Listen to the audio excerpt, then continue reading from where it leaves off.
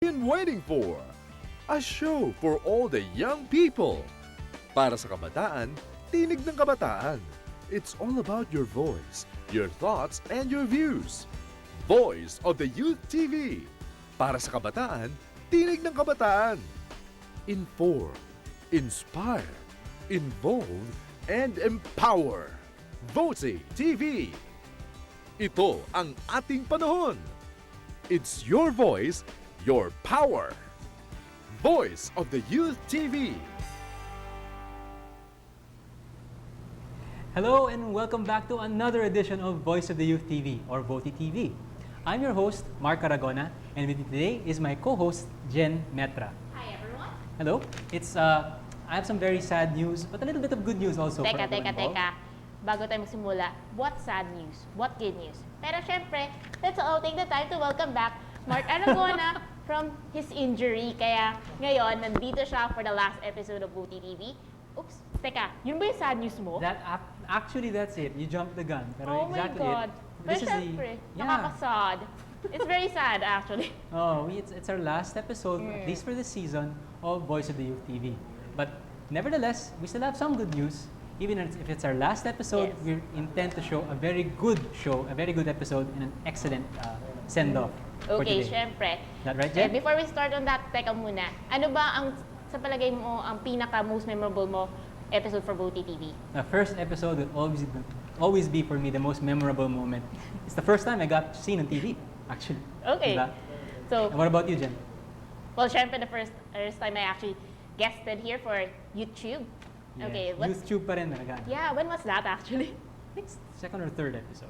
Not really sure, pero syempre, let's proceed. All What do we right. have today? Let's get the ball rolling with our first segment of the day. It's going to be Moment Ko To.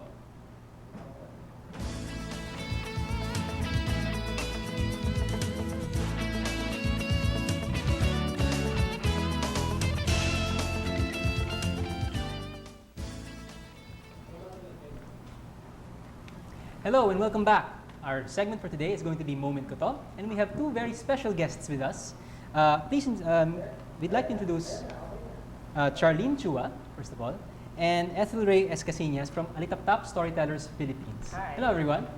Hello. Say Oh, hello. please use the mic. Hello, hi everyone. We're so confused. There's so many cameras. We don't know where to look. Okay, look at the front. Yes. That'll be. Say hello. Okay, so let's get the show rolling. Okay. First of all, tell us a little bit about The background of the the guild, Alitaptap Storytellers. Alitaptap Storytellers.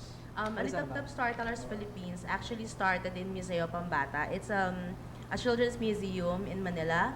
So all the writers, illustrators, storytellers, book publishers decided that they want something for the children to promote reading.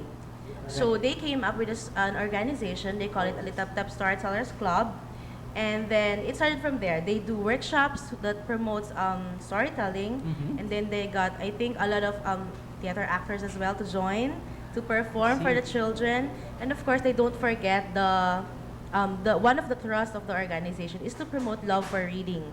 That's why now Alitaptap is housed by the National Library of the Philippines, where we do our regular workshops and storytelling events. See, so it's about literacy. It's promoting actually about literacy, and we also want to help the local writers. Okay. That's why when we do storytelling, we usually use locally published storybooks. I Okay. see. All right. So has any stories or writers from your guild published any works? With the members, we're hoping that one of the members would, of course, be able to publish their own books. But Okay. we're basically now tied up with just performing. We have a different organization for the writers and the illustrators. So tell us a little bit about yourselves. Ray, how did you get your start in Alitaptap? I was a member of theater organization in Lyceum, the Philippines before. So, nangailangan sila ng mga actors and storytellers to do chamber storytelling. Nataon na kailangan yung past presidents ng organization, also a member of Alitaptap, so they invite us to join. Yun. So, after that, naging regular storyteller na kami ng Alitaptap Storytellers Philippines. Okay. So do you train to become a storyteller? Or anong kind ng training ang pinagdaanan mo when you started? Yeah. during my first year, I was a storyteller. Pero yung eventually, nung nag-second year na, naging host na ako. Yung mga bago naman na naging storytellers. Then, nung third year, assistant facilitator na ako. Tapos ngayon yung etong last year ko, facilitator na ako. Kapag wala na yung mga, mga old, mga directors and facilitators. I see. So, Cha, why don't you tell us how a normal storytelling session goes? What does it look like? Usually, the children, of course, are seated on the floor. There's a very distinct style that we use in Alitap-Tap. Every time we tell a story, we always hold a book.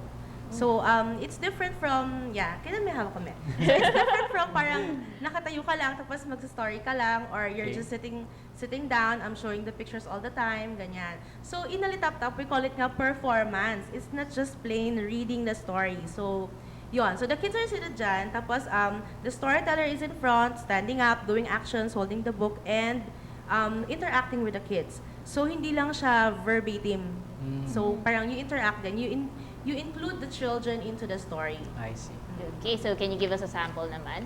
I think Ethel will. All right, Ethel. I have a story. The title of the story is Ang Magic Silya ni Titoy. It's Magic Silya ni Titoy. Yeah. And it's also by Sina? By who's Illustrated by Marcos Nada, and the writer is Russell Molina. I'll tell it in Tagalog. Okay. Okay. Okay. So everyone, let's listen. Okay. Special na nag-ahawak. Relax ako na yung phone. Sige. Maliliit lang ang baryo namin, kaya siguradong madali mo kaming makikita. Madalas akong nasa plaza kasama si Titoy, ang kaibigan ko. Dito kami nanguhuli ng gagamba at naghahabol ng mga tutubi. Pag dumaan ka, ipapakilala kita kay Titoy. Mabait siya, palabiro at makulit na katulad ko. Pambihira sa kanya ang kanyang tawa. Akala mo, pabo. Ganito siya, tumawa oh. Ganon. Pero alam mo ba, meron siyang magic silya. Pexman, magic talaga. Merong 2 gulong na hindi nabubutas. Kahit idaan pa to sa batong matatalas. Hindi kailangan ng gulong o gasolina. Ay, kailangan pala ng gulong kahit 2.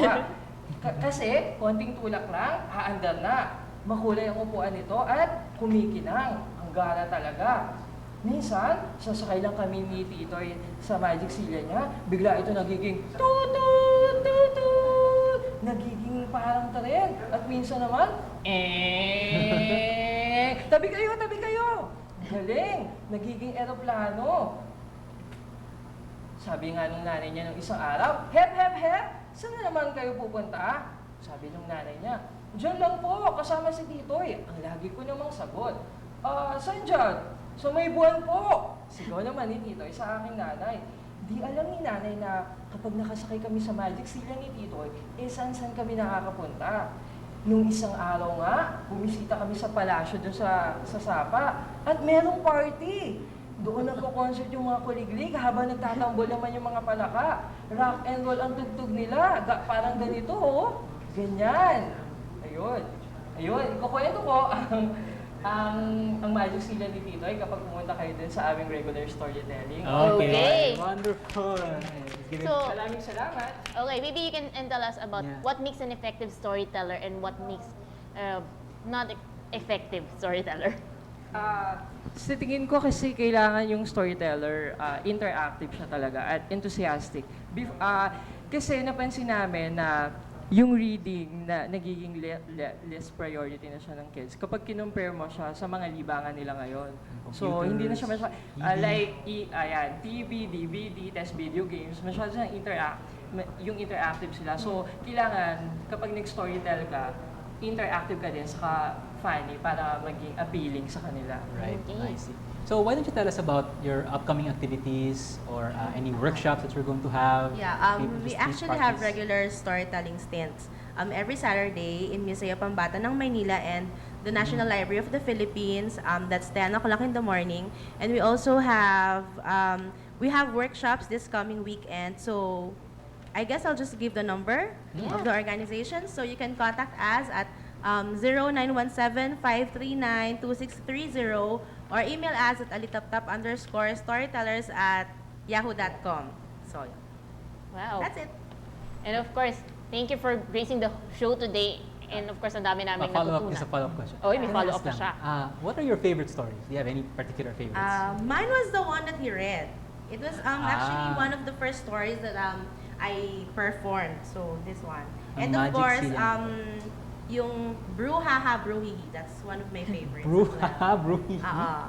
Somehow, I actually heard about that one. Yeah, I should say it nicely. It's Bruhaha Bruhihi. Pinoy, it's a Pinoy story. Yes, it's a Pinoy local story. That's published. right. Most of your stories, actually all of them, are written locally. No? Yes. Local Well, writers, given Pinoy the writers. choice, of course, we want to help the local writers and illustrators. That's why we use them. Ah. But we're very, flexible naman. Okay. Any Any more more questions? Sige, Okay. do you have anything else you want to promote for the readers out there? Anything else?